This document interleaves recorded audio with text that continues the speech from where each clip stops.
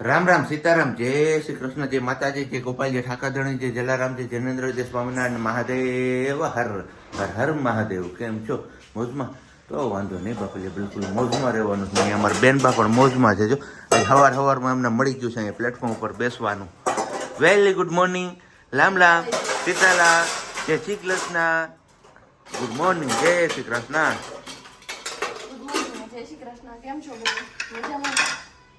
એકદમ મજામાં જ ને? રજા બરોબર જ છે. જો પગ આમ કરે કે લાઈ હું તને કરાવવા લાગુ. સવારમાં ચા પાણી બધું. હા જો હાલો, પાણી મૂકી દો ગલમ, એની અંદર ખાંડ નાખો, ભૂકી નાખો.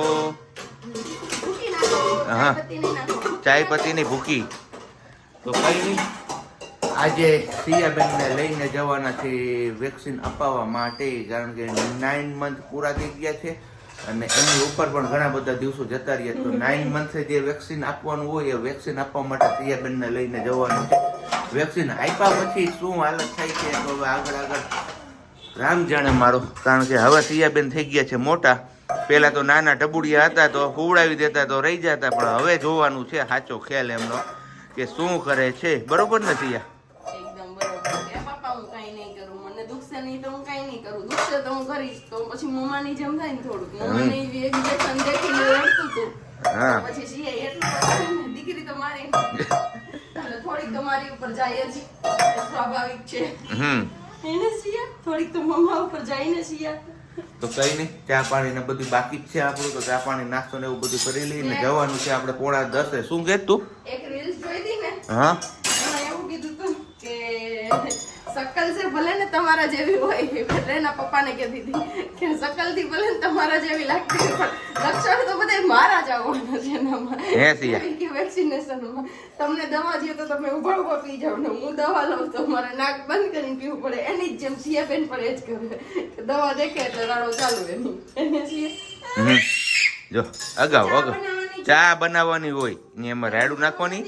હા, ચા બનાવવાની. સારું હાલો તો બેનબાને પેલા પ્લેટફોર્મ ઉપરથી નીચે લઈ લે, એમના મમ્મીને ત્યાં કામ કરવા દઈએ ને. પણ પેલા કીધું દરવાજો આ ખોલી લઈએ એટલે થોડુંક ઠંડુ એવું થઈ ગયું તો મજા આવે હોલમાં બેસવાની, કારણ કે આખો રાત બંધ હોય ને એટલે ગરમ ગરમ થઈ ગયું. આમ તો જો કે આ બારી ખુલ્લી જ રાખી હોય આપણે, છતાં પણ હવે થોડુંક વધારે ઠંડુ થઈ જાય તો મજા આવે બેનબાને મને.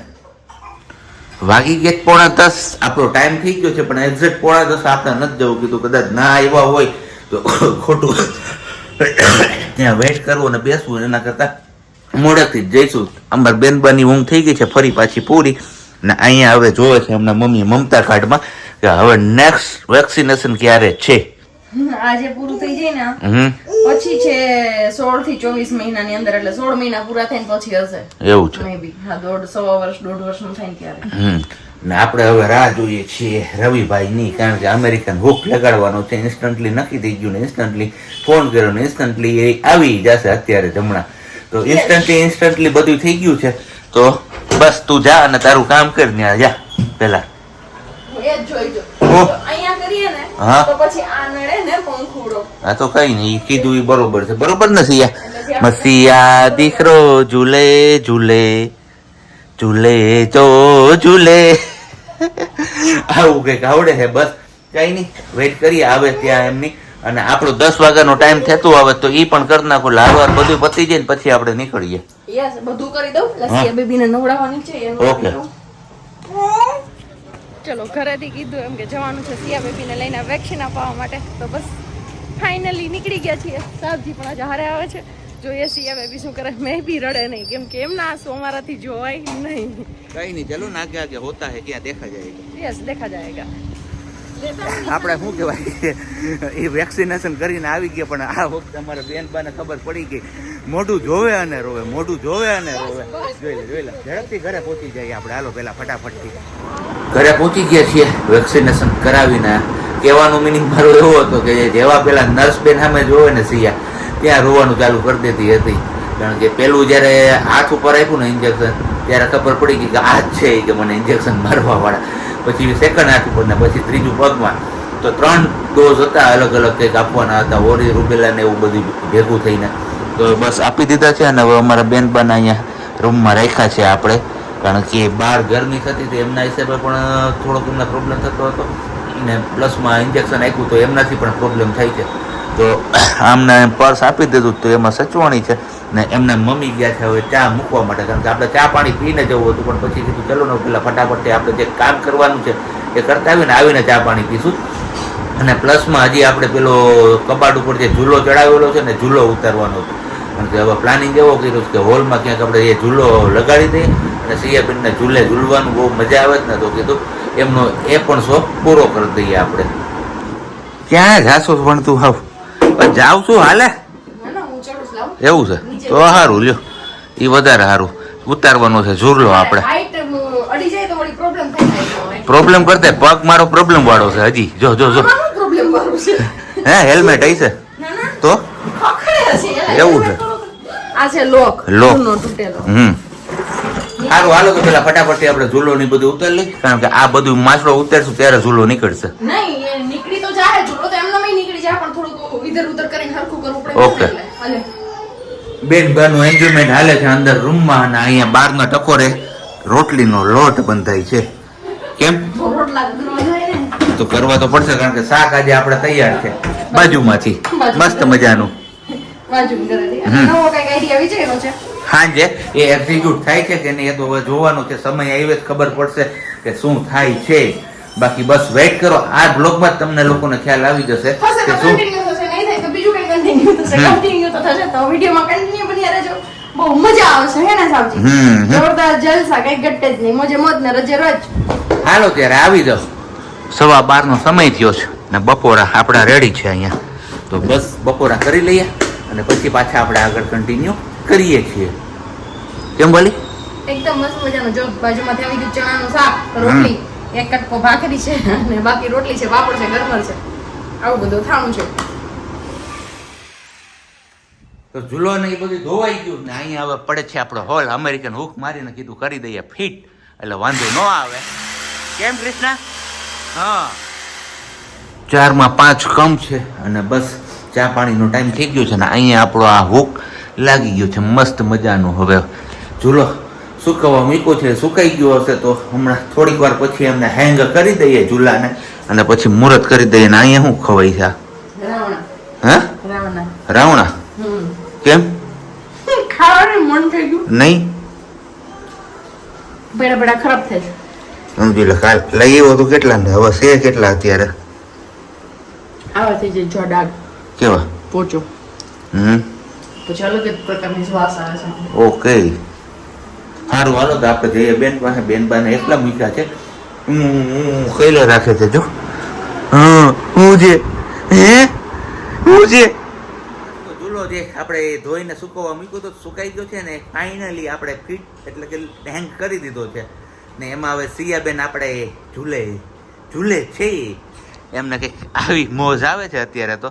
આ છે ને થોડુંક ઊંચું થાય એવું લાગે છે એટલે આ કડિયું થોડીક હૈડું વધારવી પડશે એવું લાગે છે. હે એ પણ એ તો જો આમ તો જો પણ એ બેઠી હે તને કહું સ્થિર આ કંઈક નવું છે. કે સરકડીએ ઓલો ઝૂલો હોય ને હિંચકો પાઇટ એના કરતા આ કંઈક નવું છે એ કે. હા એટલે હજી આમાં કરવું તો જોશે કંઈક, કારણ કે એકલી બેહાડીને તો નહીં જ હાલે આમાં.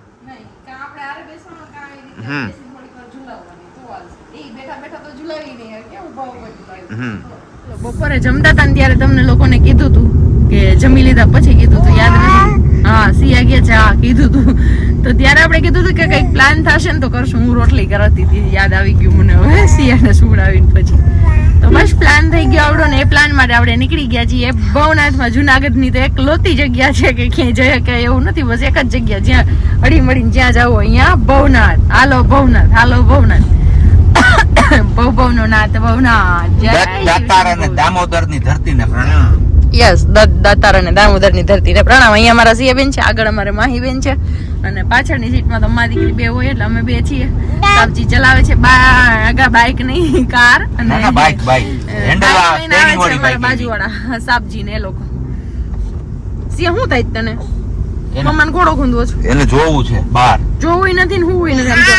હા એમ કરવું, ચાલો કરો એમ કરો. હાલો હા ખાધું પેલા ઓળખાર આવી ગયો હવે તો સારું ને, તો જમવાનું નહીં કોઈને. અને અહીંયા જો પ્લાન મસ્ત મજાનો કર્યો છે, પણ જોઈએ પ્લાનમાં શું થાય છે સક્સેસ ને શું ખાઈએ છીએ ને શું કરીએ છીએ. નક્કી તો અત્યારે ઘરેથી એવું કરી નીકળ્યા છીએ કે ત્યાં ક્યાંક રેસ્ટોરન્ટ હોય ને તો ત્યાં જમવા જઈશું. નામ તો ઘણા બધા હે સારી સારી હોટલોના, પણ ખબર નહીં ક્યાં લઈ જાય ને. તે દિવસની જેમ કદાચ આપણે લઈ જાય માં કેવું સરોવર પ્રોટ્રિકોમાં.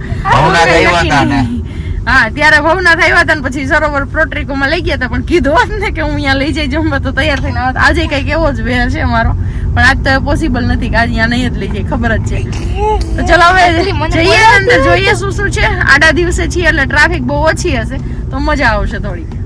પહોંચી તો આવ્યા છીએ ભવનાથમાં, પણ અહીંયા ડીલિંગ કંઈક અલગથી થઈ ગઈ છે અગાઉથી. હે ડીલિંગ શું થઈ? હા માહીની ને તારી બેયની કે તો ખરા, પણ छोटी छोटी बड़ी बड़ी दुनिया में छोटी छोटी बातें होती रहती है. એવું છે. એને એવું કીધું છે કે મારા મમ્મી આવે તો મારા મમ્મીને તેડવા ન દેતા. એ કે મારે તેડવી છે. તો બસ જોઈએ છે હવે ક્યારેથી પહોંચે છે.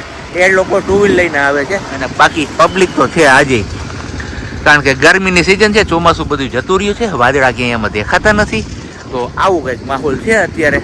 પવન મસ્ત મજાનો ઠંડો ઠંડો છે નથી, બહુ મજા જ આવે છે. ચલો કઈ નહીં, હવે આગળ જોઈએ છે ક્યાં જઈને બેસીએ છીએ ને શું કરીએ છીએ. આગળ વિડીયોમાં તમે લોકો કન્ટિન્યુ બન્યા રહેજો, વિડીયો છોડીને ક્યાંય ના જતા છે ને. બાકી એન્જોય કરે છે બધા. ના અમારે સાહેબ પૂછે છે કે આપણે જમવા ગયા તો એ કેવું હતું, ભૂલાઈ ગયું છે એ કે હું પૂછી લો. બાકી અહીંયાથી દત્ત મહારાજ અને અંબેમાના દર્શન થાય છે જોરદાર.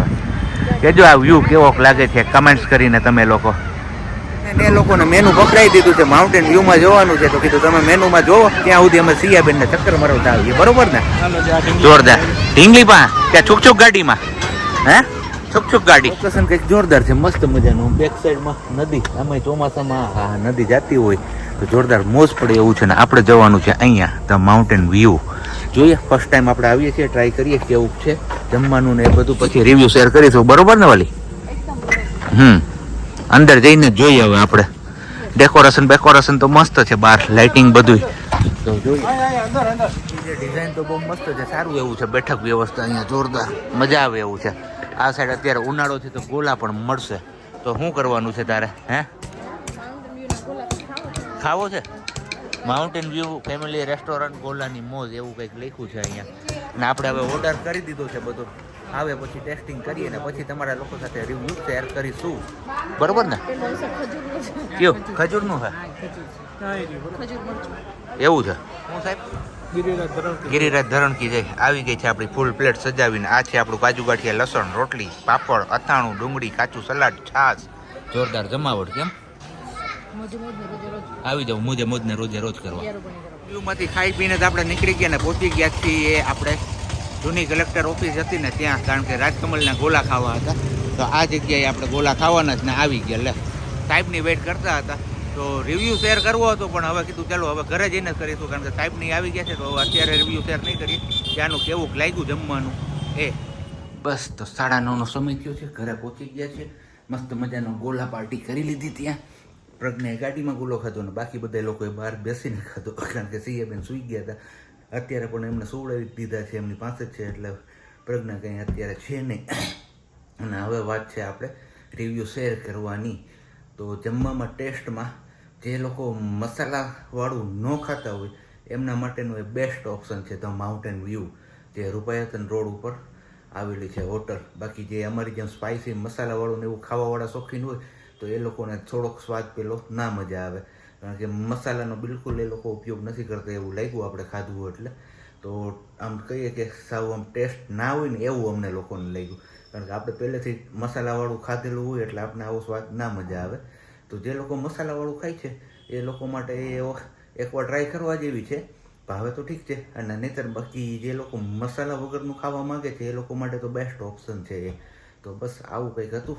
અને મગાવ્યું તો અમે કાજુ ગાંઠિયાનું શાક, એક ઓળો, બાકી ભાખરી, રોટલી અને રોટલા. બસ આવી વસ્તુ મગાવી હતી આપણે ત્યાં ખાવા માટે. એ તો તમે લોકોએ જોયું જ. તો હવે મસ્ત મજાનું એક તમારા લોકો સાથે સુવિચાર શેર કરીશું અને પછી ક્વેશ્ચન શેર કરીશું અને પછી આપણો બ્લોગ અહીંયા પૂરો કરીશું. તો છોડીને ક્યાંય ન જતા, હમણાં જ મળીએ છીએ થોડીક વારમાં. હું થોડોક ફ્રેશ થઈ જાઉં, કારણ કે ગરમી બરમીને એવું થઈ ગયું તો મોઢું બોડું ધોઈ નાખું તો થોડીક મજા આવે આપને. તો ધન અને સમૃદ્ધિ માણસ પાસે આવે ને તો એમને બદલી નથી નાખતી, પણ એમનું જે અસલ સ્વરૂપ હોય ને એ પ્રગટ કરી દે છે.